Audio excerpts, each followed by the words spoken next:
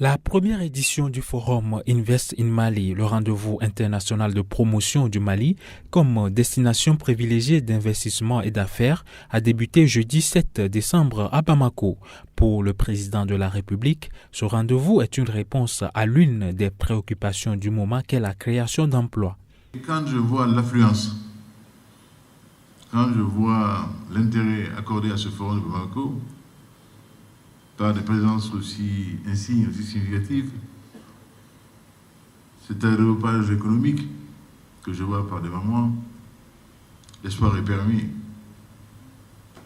que ces jeunes ont été compris, que la question de leur avenir est prise en charge et qu'il sortira des travaux d'un tel forum des pistes de réflexion, de solutions qui vont conduire à leur employabilité, sinon à leur plein emploi. On en a besoin.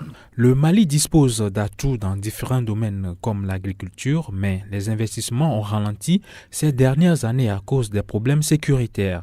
Dans le centre du pays, notamment à Mopti, le chômage des jeunes demeure un terreau favorable à l'insécurité dans la région. À Mopti, nous avons des plaines non aménagées en périmètre irrigué. Nous entendons quand même pour l'investissement, pour le financement, les casiers qui n'ont pas aménagé en périmètre irrigué pour diminuer le chômage des jeunes, pour diminuer aussi l'extrémisme violent dans la région de Mopti. L'un des objectifs de ce forum économique et financier, selon le directeur de l'Agence pour la promotion des investissements, est de changer le narratif du Mali. Notre pays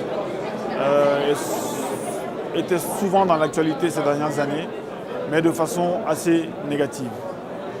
Nous voulons que ce forum soit un tournant pour changer cela, que ce soit le début d'impulser le passage d'informations plus que positives sur le Mali.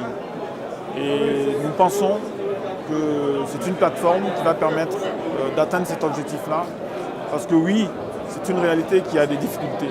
Mais il n'y a pas que ces difficultés-là, comme on pourrait le croire, en se limitant à ce qui est diffusé aujourd'hui. C'est un événement important pour le Mali, soutient Aïssata Diakité. À la tête d'une PME qui évolue dans l'agro-business équitable, elle valorise essentiellement les produits locaux d'Afrique de l'Ouest. Ce forum Invest in Mali, qui est à sa première édition actuellement, moi me rassure parce que j'ai énormément investi dans ce projet. J'ai besoin d'une image noble, une image positive sur mon entreprise, sur mon environnement.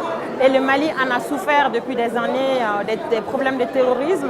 Et faire ces forums-là, dont les investisseurs du monde entier sont là, nous rassure. Et c'est très bien pour notre business, pour une bonne croissance, non seulement dans la sous-région, mais aussi pour le marché international. Ils sont nombreux, les jeunes entrepreneurs, à participer à cette rencontre qui leur permet d'échanger avec les investisseurs et espèrent sur les possibilités de développement et relations d'affaires. Nos attentes par rapport à ce forum, c'est que nous ayons des réponses claires par rapport à l'entrepreneuriat, à commencer déjà par l'entrepreneuriat jeune et des réponses claires par rapport à la valorisation des investissements, les investissements que telle ou telle personne vont mettre sur le terrain.